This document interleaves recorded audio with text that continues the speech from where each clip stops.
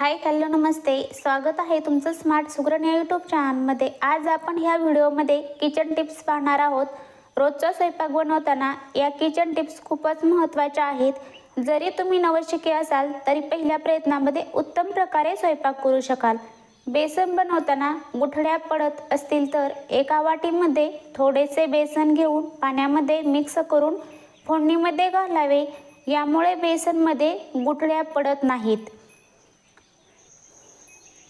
सुक्या भाज्यांमध्ये जर चुकून मीठ जास्त झाले असेल तर त्यामध्ये थोडीशी टोमॅटोची प्युरी टाकावी किंवा थोडेसे भाजलेले बेसन पीठ टाका, यामुळे भाज्यांचा खारटपणा कमी होईल। डाळ किंवा भात शिजवताना कुकरच्या झाकणावरून पाणी बाहेर येत असेल तर कुकरचे झाकण लावण्याआधी झाकणाला आतून थोडेसे तेल लावा, यामुळे कुकरच्या बाहेर पाणी येणार नाही। फ्रीजमध्ये कमीत कमी वस्तू ठेवण्याचा प्रयत्न करा। आधीच मळलेले पीठ किंवा ठेवलेले जेवण आपण वापरतो, यामुळे सांधेदुखी वाढते। पोहे बनवताना कांदा परतल्यावर थोडी साखर घालावी, यामुळे पोहे मऊ आणि खूपच टेस्टी होतात। घरी फ्रेंच फ्राईज बनवण्यासाठी बटाट्याचे उभे पातळ काप धुवून घ्यावेत। त्यानंतर त्यामध्ये थोडेसे कॉर्नफ्लॉवर घालून कॉर्नफ्लॉवर आणि मीठ घालून तळावेत। कॅफेसारखे फ्रेंच फ्राईज घरच्या घरी बनवता येतात। किचनमध्ये ओला नारळ शिल्लक असेल तर अशा वेळेस तो कॅरी बॅगमध्ये पॅक करून फ्रीजमध्ये ठेवा आणि जेव्हा वापरायचा आहे तेव्हा 5 मिनिटे अगोदर पाण्यात ठेवा, यामुळे ओला नारळ आहे तसाच एकदम फ्रेश राहतो। चपाती तव्याला चिकटत असेल तर तव्यावर चिमूटभर मीठ गरम करून घ्या, यामुळे चपाती तव्याला अजिबात चिकटणार नाही, अगदी छान प्रकारे बनेल। कोणतेही गोड पदार्थात चिमूटभर मीठ टाकायचे, म्हणजे गोडाचा पदार्थ खाण्यासाठी अधिक जास्त चविष्ट लागतो। रव्याचे अप्पे बनवताना जेवढा रवा घेतला असेल त्याच्या निम्मे दही घालावे आणि बाकीचे पाणी घालून बॅटर बनवा, यामुळे अप्पे परफेक्ट होतात आणि चवीला देखील छान लागतात।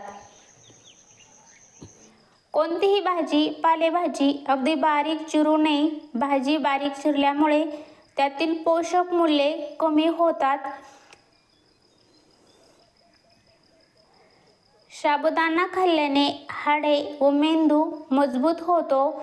साबुदाण्यामध्ये असलेले प्रोटीन्स स्नायूंना मजबूत करते आणि थकवा देखील दूर करते, त्यामुळे तुम्ही न थकता काम करू शकता। सकाळी उठल्याबरोबर कोमट पाण्यात हळद टाकून गुळण्या केल्याने छातीतील कफ साफ होतो आणि छाती एकदम मोकळी होते। पावभाजीचा तयार मसाला वापरायचा नसेल तर 4-5 लवंगा, 1 चमचा जिरे, 1 चमचा धने, 1 चमचा काळी मिरी, 2 हिरवी वेलदोडे, 2 मोठे मसाला वेलदोडे बारीक कुटून त्याचा पावडर मसाला बनवून वापरावा। हा मसाला खूप छान लागतो। कडधान्याची आमटी करताना कडधान्य भाजून न घेता आदल्या रात्री कडधान्य भिजत घालून सकाळी कुकरमध्ये शिजवून घ्यावे किंवा मोड आणून आमटी केली तर उत्तमच लागते। ओल्या नारळाच्या करंज्या बनवताना करंजीचे सारण खूप ओलसर ठेवू नये। ओलसर सारणाच्या करंज्या फार दिवस टिकत नाहीत, तसेच तळताना सारणातील ओलसर पाक बाहेर येऊन करंजी चिवट होते। ज्यावेळी बाजारात अद्रक स्वस्त असते त्यावेळी जास्त प्रमाणात अद्रक आणून छान धुवून वाळवून खिसून त्याची पावडर करून ठेवावी। जेव्हा घरात अद्रक नसतील तेव्हा त्यामध्ये ही पावडर वापरता येते। अशा प्रकारे या व्हिडिओमध्ये मी तुम्हाला खूप साऱ्या किचन टिप्स सांगितलेल्या आहेत।